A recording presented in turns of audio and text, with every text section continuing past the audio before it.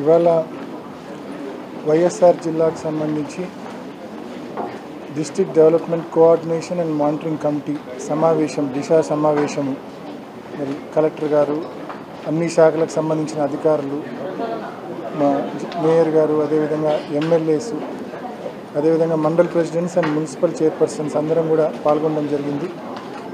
ఈ సమావేశంలో ముఖ్యంగా కేంద్ర ప్రభుత్వం ఇస్తున్న పథకాలపైన రివ్యూ చేయడం జరిగింది. ముఖ్యంగా ఇవాళ ఎంజీఎన్ఆర్ఈజీఎస్ కావచ్చు, పిఎంజిఎస్వై కావచ్చు, water supply Jal Jeevan mission గురించి కావచ్చు, హౌసింగ్ స్కీమ్స్ గురించి కావచ్చు, ఈ పథకాలపైన మరి ఇవాళ రివ్యూ చేయడం జరిగింది. ఎక్కడైనా లోటుపాట్లుంటే ప్రజాప్రతినిధులు మరి అధికారుల దృష్టికి తీసుకొని వచ్చారు. వాటిని సవరించే విధంగా మరి చర్యలు తీసుకుంటామని చెప్పి కూడా అధికారులు హామీ ఇచ్చారు. అదేవిధంగా జిల్లాలో కొన్ని ప్రాజెక్ట్స్ కొత్త ప్రభుత్వం అధికారంలోకి వచ్చినాక పూర్తిగా ఆపేయడం జరిగింది.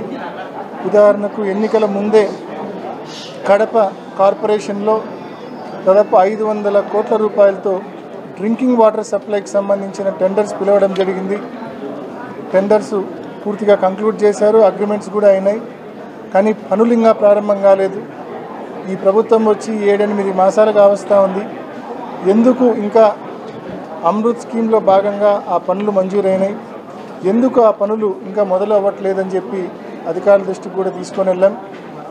మరి సత్వరమే ఆ పనులు ప్రారంభించే దిశగా ప్రభుత్వం కూడా చర్యలు తీసుకోవాలని చెప్పి ఈ సమావేశం ద్వారా గట్టిగా ప్రభుత్వాన్ని డిమాండ్ చేస్తూ ఉన్నాం.